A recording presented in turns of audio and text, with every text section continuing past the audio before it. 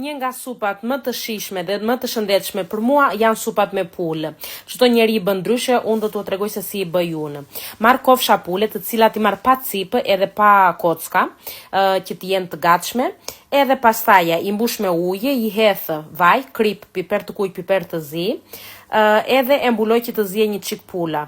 Perime tani unë i hodha speca të kuq, qepë, karota, patate, edhe kungull.